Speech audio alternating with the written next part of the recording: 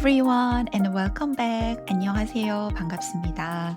This is Jiwon and you're listening to Understanding Korea, one story at a time, where we talk about Korean history, culture, and the very specific ways they quietly shape our everyday lives. Today, I want to talk about something that sounds small at first, almost private, almost ordinary, postpartum care. But in Korea, postpartum care is never just a practical matter. It is not just get some rest or drink plenty of water. It is a whole way of thinking about the body, recovery, vulnerability, and what a society owes a woman who has just given birth. If you already read this week's newsletter, think of this episode as the companion piece. The newsletter gave you the main argument, but here I want to stay with the details a little longer. I want to bring in more stories, more texture, and a few things that didn't quite fit on the page. So let's start with a question that sounded simple until I realized it really wasn't.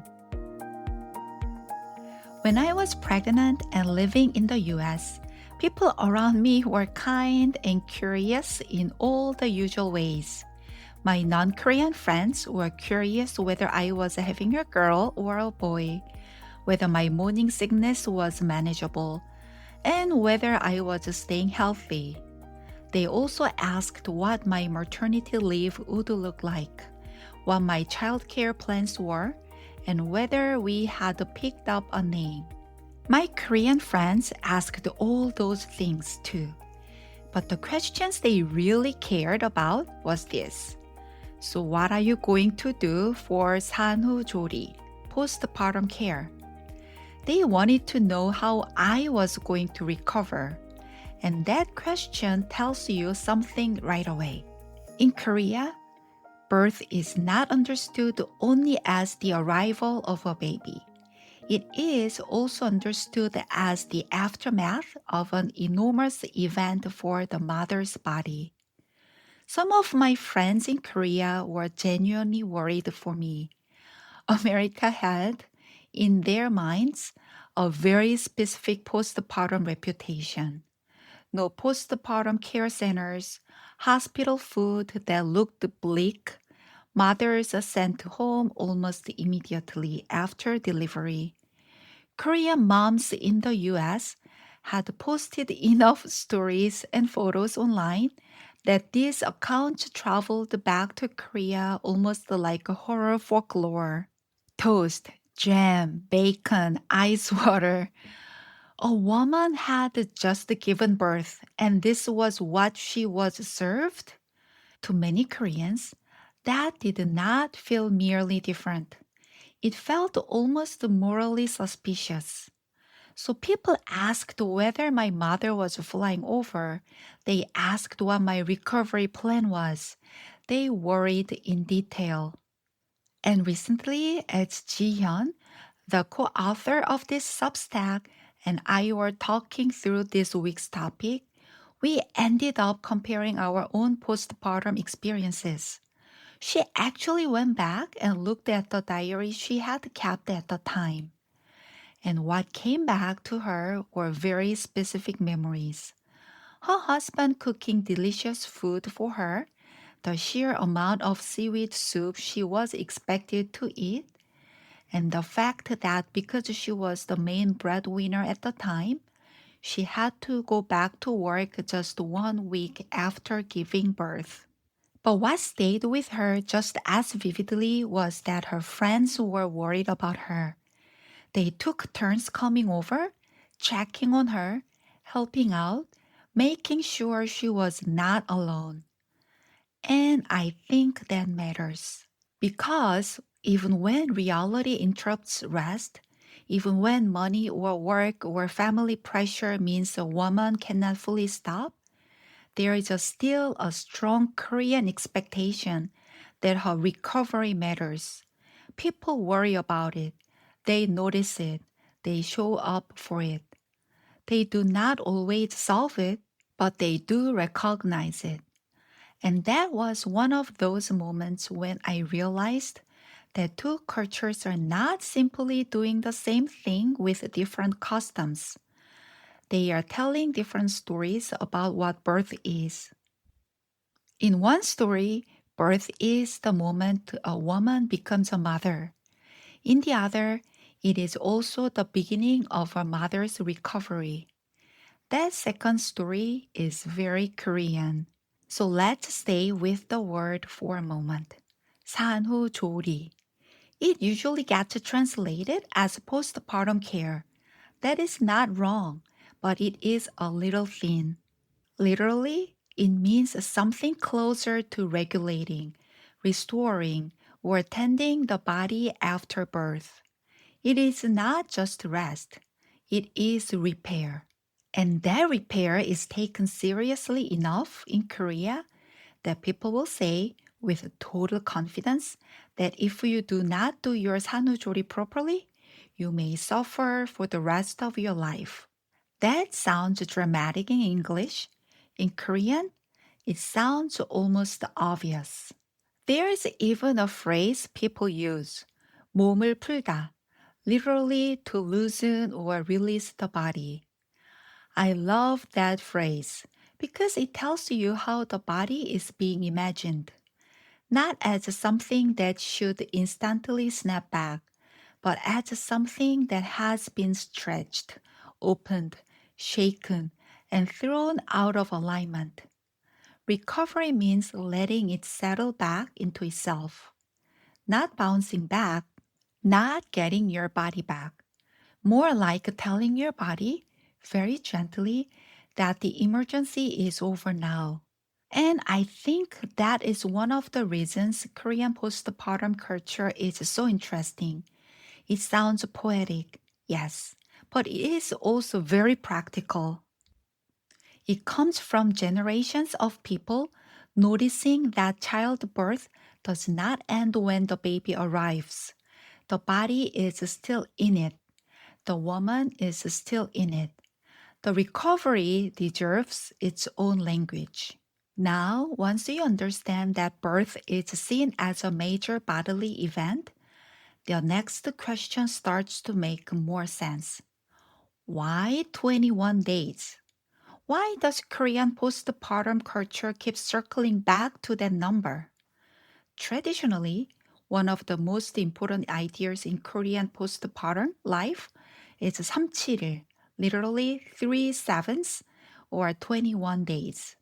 This was a protected period, a threshold period, a time when mother and baby were treated as especially vulnerable and for that reason set apart.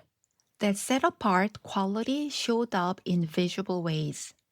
Families hung a 금줄, a sacred rope, at the entrance to mark the house as temporarily separated from ordinary traffic. People who had been to funerals or their ritually impure places were not supposed to enter. In modern terms, it also looks uncannily like an early social technology of quarantine. In other words, mother and baby were fragile, and the world was being asked for a while to please calm down and keep its distance. And this is where many non Korean listeners probably split into two camps.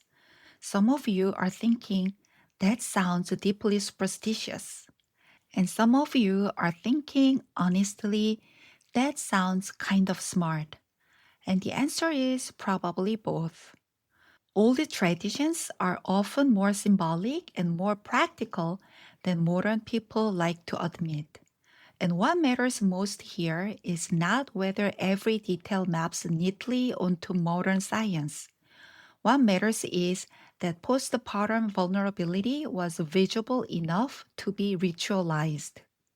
Korea did not invent postpartum vulnerability, it ritualized it. And when a culture ritualizes something, it gives it social shape. It tells people this matters. This is not vague. This is not trivial. This is not something a woman should silently endure without recognition. Now let's go one step deeper.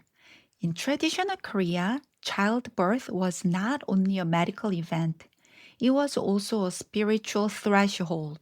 At the center of that threshold was 삼신 할머니, the birth grandmother, the household deity associated with conception, childbirth, and infant protection.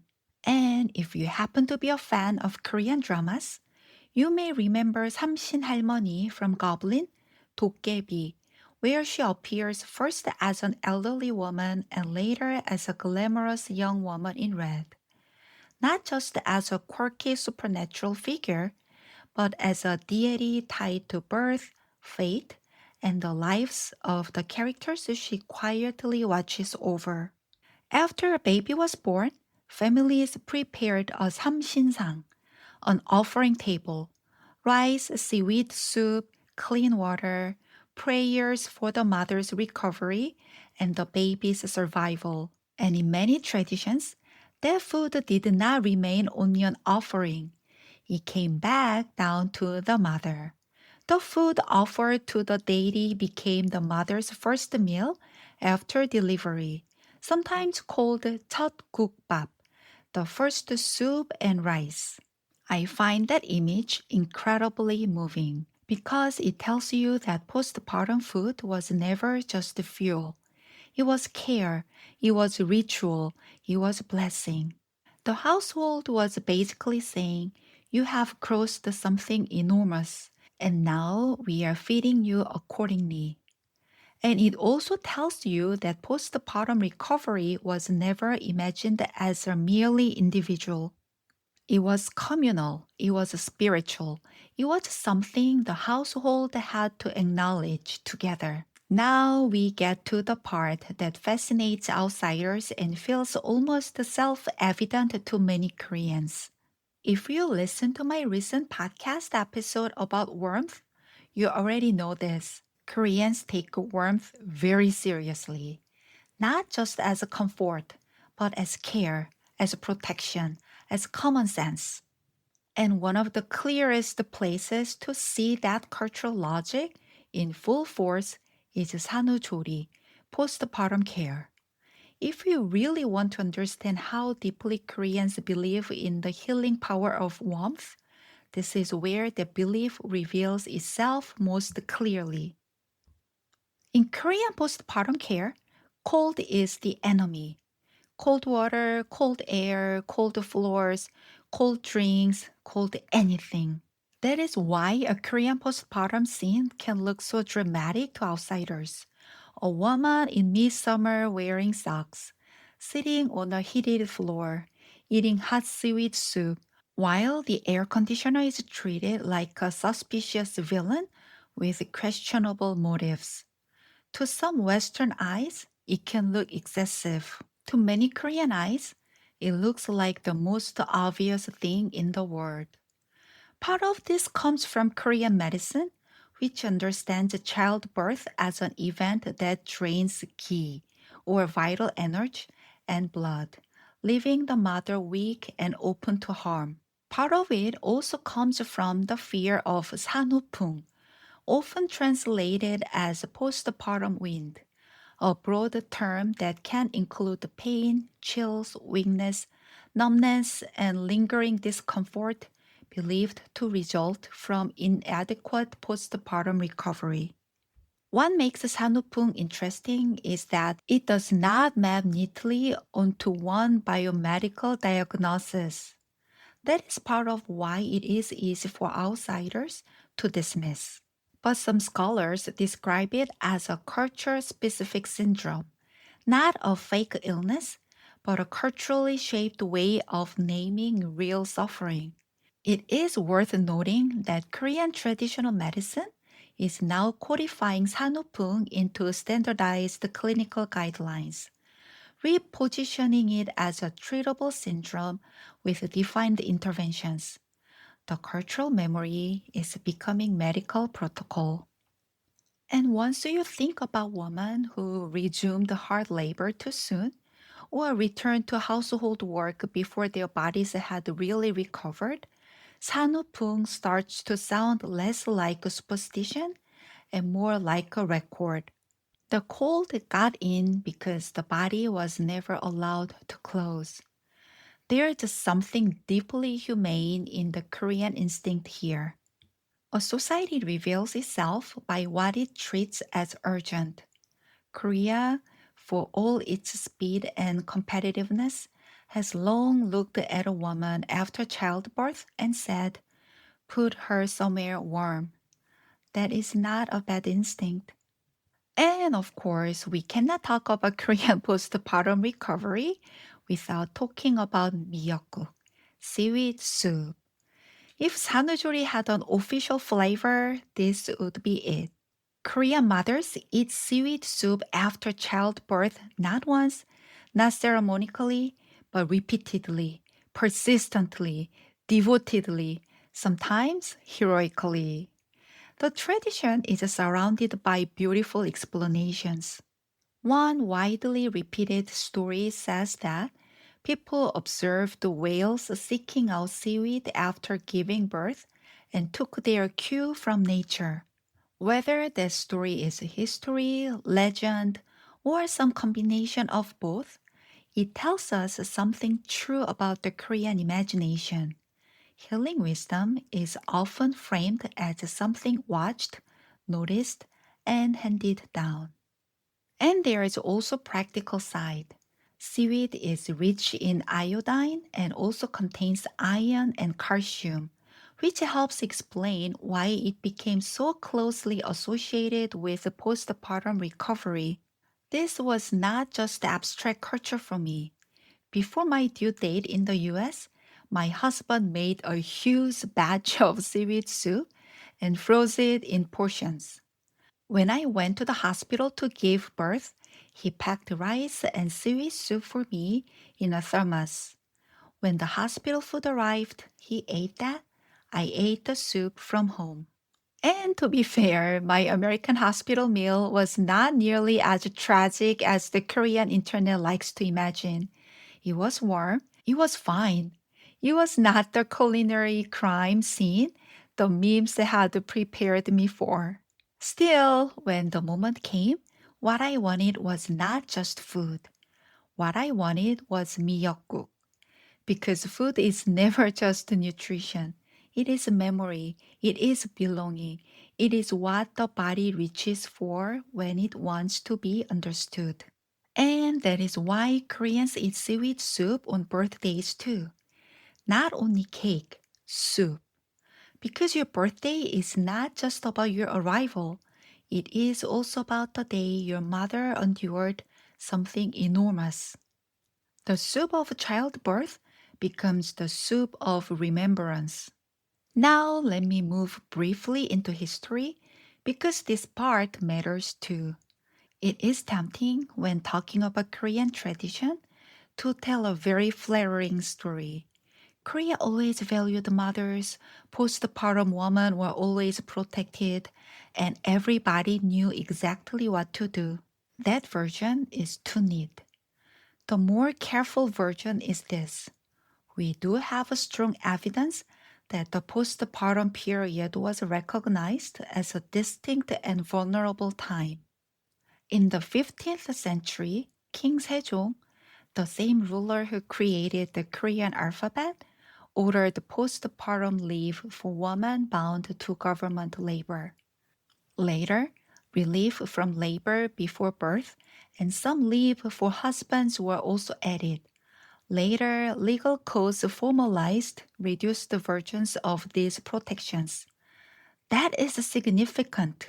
It means postpartum recovery was visible enough to show up in law. Historical medical writing also treated postpartum condition as a serious category rather than a minor afterthought. And that matters too.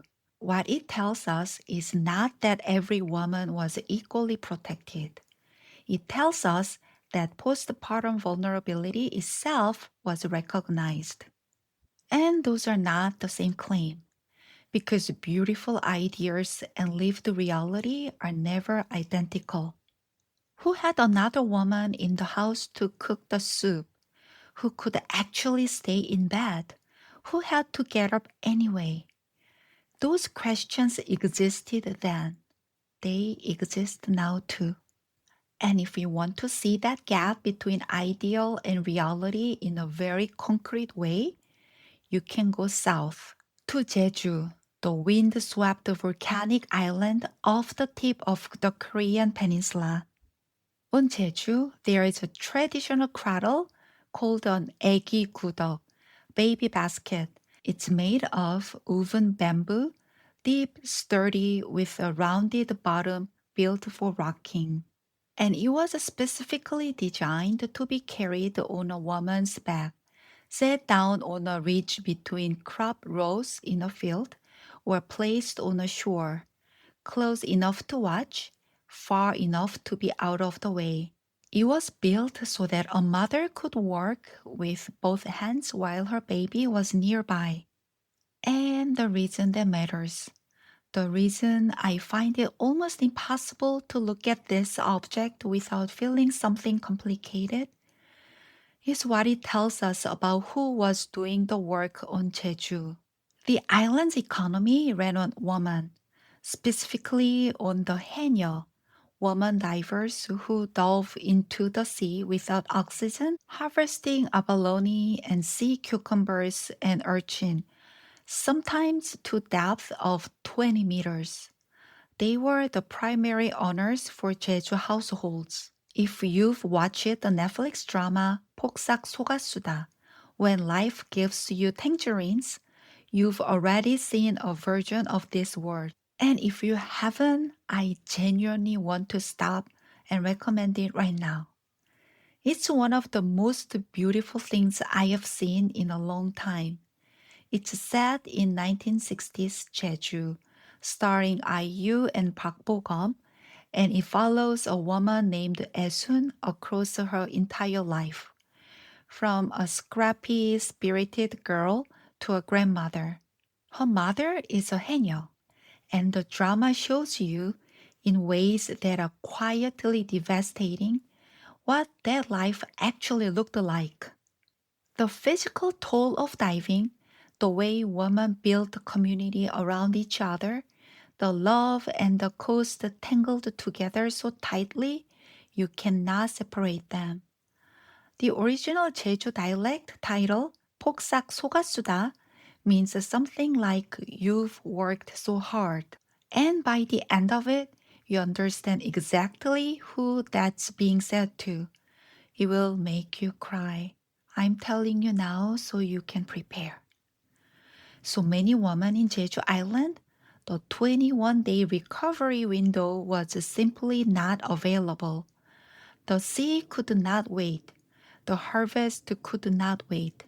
So instead, they invented this, a portable cradle they could carry to the shore or the fields, set beside them, and rock with one foot while their hands kept working. It is a beautiful, ingenious object, and it is also a record of a body that was never allowed to fully rest. I want to be careful here though. It would be too sweeping to say that every Jeju woman returned to work immediately after giving birth, or the postpartum customs on the island were uniform. They weren't. Lives and circumstances varied. But the 애기 구덕 is still a powerful object precisely because it doesn't let you look away from the gap.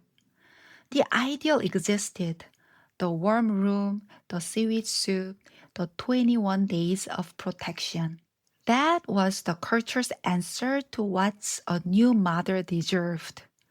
And then there was the reality, geography, poverty, labor, survival. A body that the economy needed back before it was ready. That tension is part of the Korean story too. And it's one of the reasons Jeju matters so much as a case, Because it reminds us that even in a culture that deeply values postpartum recovery, rest has always depended on conditions. The ideal promised protection. The body did not always get what the ideal promised. So, what does all of this add up to? I think it reveals something both simple and profound. For all the jokes that can be made about socks in summer, closed windows, and heroic amounts of seaweed soup, 산후조리 rests on an idea that many modern societies have been surprisingly slow to honor. A mother needs care too. Not only the baby, not only the family as a unit, the mother. And that insight shows up everywhere in Korean culture, in the language, in the rituals, in the warmth, in the food, in the first 21 days, in the old laws, in the fact that friends show up, in the fact that people worry, in the fact that recovery is treated as a social concern rather than a private afterthought. The World Health Organization now describes the postnatal period as a time that requires active support for the mother's physical recovery, mental health, and well being. Korea arrived at the conclusion in its own way, through folklore, medicine, household custom, and intergenerational instruction.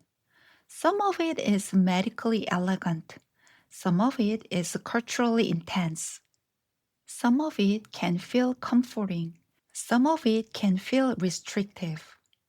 But taken together, it expresses a striking social belief. A woman who has just given birth should not simply be congratulated. She should be protected. And maybe in a world that so often asks women to recover quickly, smile quickly, function quickly, and disappear into caregiving quickly, that is not a small thing. It may even be one of Korea's wisest instincts. And next week, we are going deeper into the modern story. What happened when 산후조리 became an industry? What Korean mothers today actually experience? The complicated, contradictory, deeply human reality of 산후조리 in 2026. I will also be sharing my own postpartum experience. In the United States, spoiler alert, it was actually really good. I was happy. My Korean friends were all worried about me, and honestly, I understood why.